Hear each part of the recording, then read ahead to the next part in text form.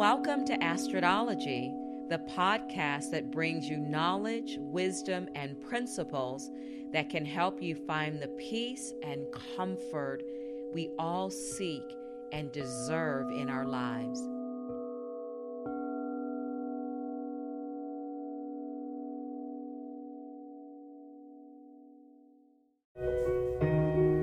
Hi everybody, welcome back to another episode of Astrodology with Astrid. I am looking so forward to this download of this full moon in Aquarius. Honest to goodness, this period in August always reflects a very exciting and happy time for me. I love the sign of Aquarius and Leo. And they are opposite. They are opposites attracting each other. You couldn't ask for a better combination of super high intelligence from Aquarius, innovation, with combined with Leo's passion and love for life, but also commitment and leadership. So you've got Aquarius, the fearless, outspoken innovator, combined with the powerful Leo who's ready to take charge and take control. So I love it. I'm also biased because August is the month that my first son is born. And it's just a beautiful time because it's right before fall. And I'm a fall baby and I'm very biased towards August. So let's get into this. Inspiration, exploration, innovation, higher mind, higher plane, thinking way outside of the box, AI, and technology advancement. As this Aquarius full moon is going to expand, you may have seen her already coming in the last couple of nights, but it's going to expand under the sign of Leo, under Leo's sun, because Leo's planet is the sun. So it's going to highlight our experiences of the collective mood. So if you haven't been feeling it, like I've been saying in my yoga classes, you know, we are now 1 degree of separation from things in life. You ever heard of the term 6 degrees of separation? Well, we're now 1 because everybody knows somebody that's been affected by things going on in the world. So today, this 8-9 full moon in Aquarius is affecting all fixed signs in a great way. And that is probably why I enjoy this combination, because Aquarius and Leo are my fellow fixed signs as a Scorpio. So Scorpio, Taurus, Aquarius, and Leo, it's a more challenging time for all of us fixed signs because it just is what it is with all the planetary energy going on. So whenever there's a full moon, the full moon always suggests an opposition because it's sitting across from the sun. So there is tension. And as I like to say in my yoga practice, there is healthy tension. So be mindful during a full moon because it is why we sleep less, because that activated energy is agitating us. We can feel agitated. We can feel activated for no reason. And I was listening to a talk and they were saying in the old days, people were out dancing under the full moon. They were out celebrating like woohoo, because most of their time was spent in the dark. Remember, our ancestors relied on the circadian rhythm, the rising of that sun. So they got up to meet the rising of the light and they ran hard, especially during fall season because it was going to get dark so soon. But we're not celebrating anymore. You know, I do my diligence and I do my rituals, but I want to get back to moon circles. This reminded me how far off base I've become in this year of 2025. So they were celebrating the light. Like, look at this big, bright spotlight. So can you imagine without the smog and all the stars in the sky, how bright it must have been? So they were celebrating the light from the darkness. And, you know, during the fall or when it's darker, they would stay inside. So the full moon is to be celebrated and to be excited about. So on 7/18, Mercury went retrograde and it'll be here through 8/11. So it's been here the entire Leo season. So fixed signs, we're warned to slow down, pay attention. So the 3 outer planets, Saturn, Uranus, and Pluto, are in retrograde this entire month. So retrograded Mercury is nothing new. I've talked about that in other things. I'm not going to spend much time on it.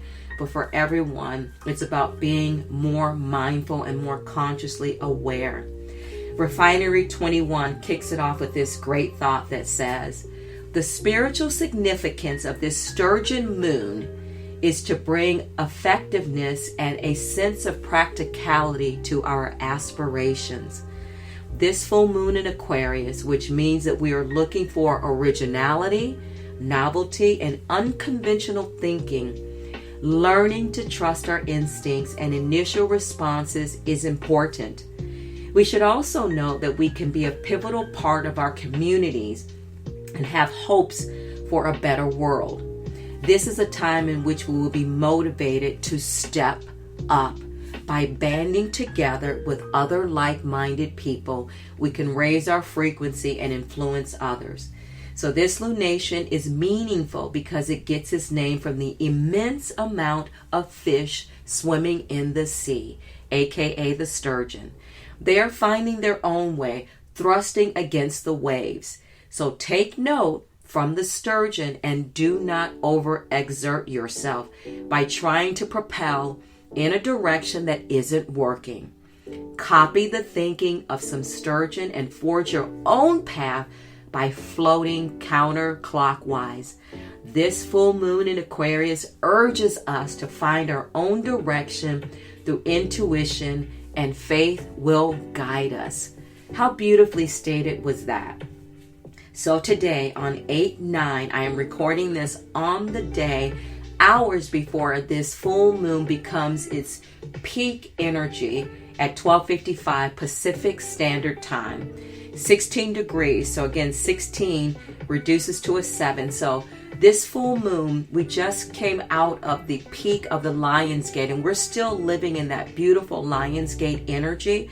But the Lion's Gate energy is about spirituality. It's about ramping yourself up and really connecting with source, the source that lives inside of you especially. So 16 degrees is 7. So it's about balancing this potent energy and trying to figure it out. Let's talk about some key planetary aspects. So on 8/11, Mercury goes direct. And during the 8/8 activation, and I talked about Lionsgate, I said on 8/11 there was something happened, and I knew it was something significant, and that is because Mercury is going direct. We'll be still in the post shadow of Mercury direct, but on the 11th it goes direct, and this is the third day of the peak moon. There's also a grand trine happening with Mars, Pluto, and Uranus. Mars rules Aries, Uranus rules the full moon, which is in Aquarius, and Pluto just entered Aquarius. Come on now. So this is indicating some tremendous shifts that are going to continue into September. So this is fast-moving energy, but when you think of fast-moving energy, it's coming from air. Air clarifies, air clears, and I want you to remind yourself to breathe. With all this retrograde energy, the best thing we can do is take a big breath. We can also sigh, like become a professional sigher, like, oh well, let your shoulders drop during this time, because we're up against a lot of intense energy. Remember, the voice is governed by Aquarius, and air is governed by Aquarius. So this moon makes one singular connection this month to Jupiter in Cancer. And this is a good thing, because with that Cancerian energy, we feel generous to extend our hearts, which is Leonic energy. I don't know if that's a word, but it's Leo energy, in an emotional and sensitive way because of that Leo energy. So let's talk about all of this 8 energy. I don't know if you've noticed it. 2024 was an 8 year.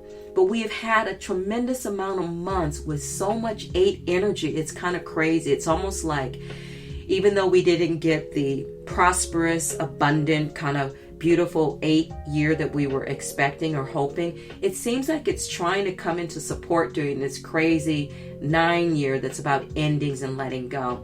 So August is the 8th month, as we know. So, the date August 2025 reduces to a 17, and that reduces to an 8. Today, 8/9/2025 reduces to 26, which reduces to another 8. 8 is the number of infinity and power. And so the sun and moon are both sitting at 16 degrees in Leo and Aquarius opposite each other, another 7. So Uranus, the ruler of Aquarius, made its final transpersonal entry into its new sign of Gemini on July 7. So there's 7 again. So we're sitting with 7 and 8 energy. If you put 7 and 8 together, that equals a 15. 15 is a 3, which is the number of creation. So Gemini, another air sign, another intellectual sign, the partner of Aquarius. So Uranus, if you haven't figured it out, is large and in charge for this full moon. Let's talk about Uranus, the planet of disruption. And it's been kicking up trouble for a very long time. Fluctuating markets, the supply chains. We are seeing it again with the interest rates going up. We're seeing it with our climate crisis. I mean, there was just an 8.8 earthquake somewhere on the globe. So when rebellious Uranus enters Mercury-ruled Gemini, it will shake up mass communications and bring revolutionary messages to the collective airways. So we're here listening. You know, people are getting tired of the BS, and people are starting to come together. As that opening thought said, we can come together as a collective. So this will be, Uranus will be here, and we'll go back into Taurus for 6 months starting on November 7th.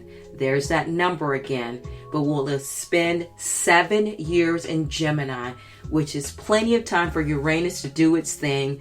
And Uranus's job is to upend us, to pull the carpet from under our feet.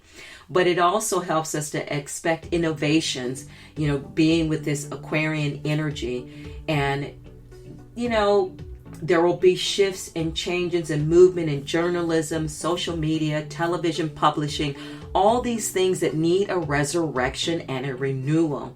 So when Uranus is on deck, the idea is anything is possible. Like anything truly is possible with Uranus. So instead of being bogged down or feeling lost with Uranus, we should kind of look for excitement. It's a time to be curious and let curiosity lead the way. So the idea is also Uranus is a conundrum because we have to embrace paradox. You know, the more agile our thinking, the easier it becomes for us to cast spells for the common good. Remember, casting spells is using our voice because our voice is how we cast spells. We do it all the time. So the idea is to cast spells of positivity, especially within ourselves. So we're now leaving old paradigms. We're leaving and we're focusing on the future, and you can see it throughout social media, throughout people's conversations, and we're going to be activating things beyond the norm. This is what Aquarius energy talks about and helps us with. And you know, Aquarius is such an intelligent sign. Gemini, they're just mad scientists, right? Talk about classes and hierarchies. Have you noticed an uptick in ignorance? It's getting kind of scary and weird, or rather, the ignorance has always existed, but now there's a boldness of people feeling actually comfortable showing their ignorance. It's like, can you read a book? Can you read a statistic? Can you deal with facts? It's coming from this crazy emotional place that doesn't make sense. And from a privileged mindset, it's always about, well, things are getting better. It's not that bad, because it's coming from the perspective of their privileged life. Instead of looking at the collective and how it's affecting the whole, you know, narcissists and privileged people, they really don't give a darn about anybody else but themselves and their family. So this new administration have given this privilege the confidence to show the depths of their hatred, their bigotry, and their narcissism. So, you know, I'm happy about this, even though some of the things that I hear and see are hard to stomach. I am glad that it's bubbling to the surface and people are being called out and we're being able to see exactly who they are. So let's say thank you to Aquarius, because being so on the edge of this age of Aquarius, it's about shifting humanity. So This supreme ignorance is really stupidity, and it's outrageous. So I'll stop my rant there. What I love about Aquarius is that Aquarius also governs solutions. So not only does Aquarius energy think outside the box, innovation and all of that, but it thinks about solutions to help humanitarians and help others and for everyone's highest good, not just itself. So as we came into August, because of Leo, a lot of relationships matters govern the beginning of the month. It followed by us finishing July with Cancerian energy, of focusing on relationships. And then now we're in this period where we want to manifest things. We want to manifest something new, because July took us through this emotional cavern that was kind of crazy. So now we're ready. So if you've been in tension or opposition with your relationships, lovers can now expect to feel a little bit more happiness as we get into mid-August. These are extraordinary times, and I'm telling you, July and August has afforded us so much growth and elevation and evolution as human beings. So it's the time to think that you can achieve many things, even projects that seem hopeless. You came into 2025 hoping, I know I'm speaking for myself, to achieve this, that, and the third. But we can get back to that. And we have to get back to believing that whatever we aspire to dare, we can start now. Let's start now with this Lionsgate energy before the portal closes on the 12th. It's such an excellent time for true self-empowerment, because Leo and Aquarius is going to assure that. And especially during this full moon starting today on August 9th, because it calls for us to align with our personal ideals as well as the collective concerns. So on August 7th, Mars entered Libra. And this is beautiful because Libra is also another air sign, and it's about equity, it's about balance and equality. So Mars also forms the bottom corner of this prominent aspect with Saturn, Neptune, Uranus, and Pluto. So this trine to Uranus in Gemini becomes exact yesterday on the 8th, so it became exact on the 8th. And the opposition to Saturn and Neptune in Aries on the 9th, with that trine to Pluto in Aquarius on the 10th. So this is a fabulous, amazing, healthy weekend to just seed, drop in your manifestations. So Aquarius full moon lends additional heaviness and weightness and groundedness, I think, to this rare constellation that's happening. So there's many opportunities, excellent opportunities, but we must seize them actively and consciously. So these harmonious connections between Uranus, Neptune, and Pluto indicates that completely new possibilities exist. Hey, I'm having to truncate some things I came into 2025 being assured that I'd want to do, and now I'm narrowing down my focus and really using the heart and energy from Cancer and Leo to focus on what my heart truly desires. Honestly, there's no better time to start manifesting new visions and ideas. I can't say it enough. So this calls us to come into action. The portal is open. And so, who was it? Anima Mundi said that moments of disclosure, revelations, and calls to actions may pour through the portal of this lunation, some of which may be unsettling. We may be required to rewrite or deeply reconfigure stories about ourselves or some elements of our lives. If we find our whole nervous system, amen, hijacked by upsetting news, abrupt confrontations, or if it seems like our worst nightmare is about to come true, we could lean into the affluence of the abundant grace of this Venus-Jupiter conjunction that's happening on August 11th, Monday. Anima Mundi goes on to say, occurring in the caregiving sign of Cancer, Venus-Jupiter brings forth the great mother goddess who can wrap up a sense of ease. This part of the cosmic picture provides a counterbalance to all of the fiery action, indicating that there are places and spaces to slow everything down. Okay, again, retrograde, slow everything down.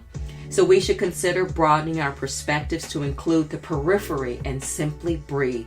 As we talked about, air, Aquarius is about air, taking that next breath.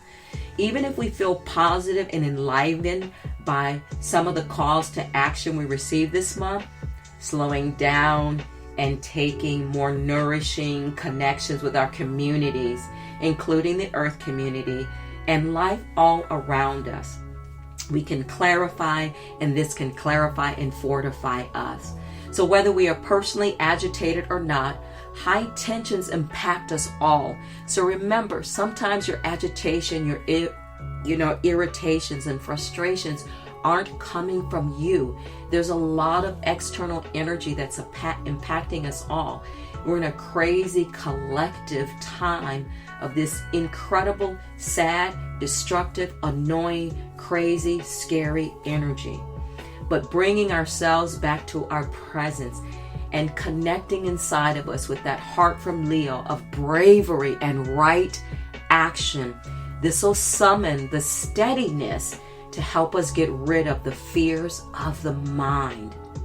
My friend Pamela over at Moon Dance Astrology, she does Vedic astrology, but I love this thought that she says, the most profound guidance under this lunation doesn't come through talking, but through silence, intuition, and spiritual alignment.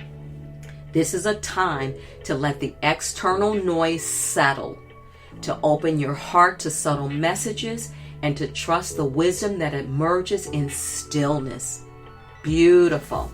So what to do during this lunation? Some of the top things to do is focus on change and transformation, because the energy of this moon encourages us, because of Pluto, because of Uranus, to deep introspection. It allows transformation. There are some things that you need to transform and let go. And why do you know that you know? Because we're always having to do it. We're here to learn and to grow. It's called the school of life. So we're always going through different lessons and blessings and passing through different things. So it's about conscious choices and creating the patterns that we want to embody going forward. Focus on your individuality. It's time to assert more and more autonomy. As my friend Gina says, to take up your own space in your own life and stop giving away of it so much to others. And when you do give it away, make sure that it works for you, because truly if it doesn't work for you, it doesn't work for someone else. So express your unique self, even if it means challenging the status quo. Now, being here in Los Angeles, California, the West Coast, we're lucky enough to be able to embrace and express whatever we want. Think about rest. Think about reflection. The full moon brings a culmination of energy into light. So it shines a spotlight on where you need to reset. Where do you need to rest more? Is it over the mental thinking? Is it actually going to sleep at night? Is it adding naps to your daily regime? So what needs to be reeled in, what needs to be seen, and what needs to be released, because that is the superpower of full moons, helping us to release and let go so that we can allow the new to come in. Focus on the collective. It emphasizes community and our connection to the we rather than just me or the I. It's really time to think in terms of we, like our actions and the direction that we are going in, how that is going to affect everyone around us. Social justice issues are the forefront, again, because of Aquarius and Leo. And then we're going into Virgo season. So Virgo's no slug or punk in this area either. That Virgo energy that's just around the corner is about connecting with Gaia and Mother Earth and making this a great place of healing for us all. I close with this excerpt from Forever Conscious. I think I have said this probably every time Aquarius is new moon or full moon, because it just explains it so beautifully. The water bearer has the gift of being able to collect water, which signifies the emotions of the world, in its vessel and transmutes them using the power of air. The water barrier is then able to pour them back down to the world, bringing a shift in consciousness. It is the nourishing act that Aquarian energy, a natural healing power. So again, oftentimes, when we think of healing signs, we think of Cancer and Scorpio and Pisces because they are water.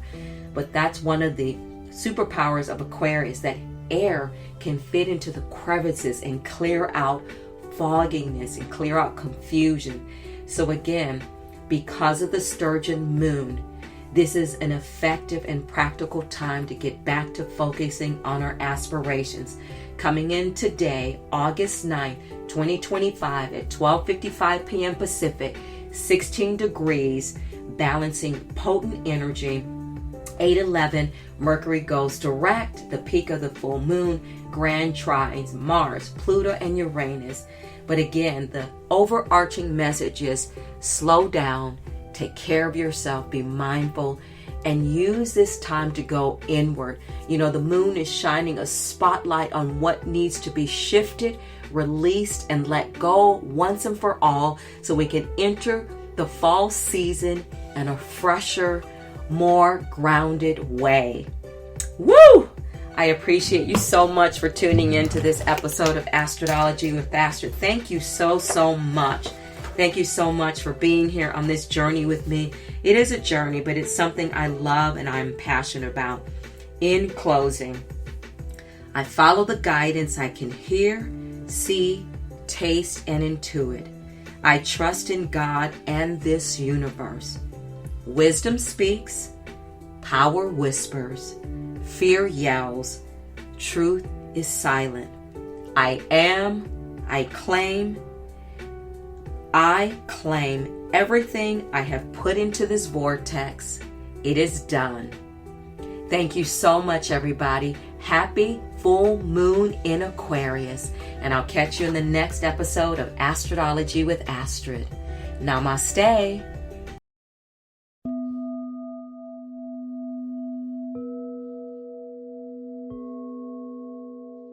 Thank you for listening to Astrodology.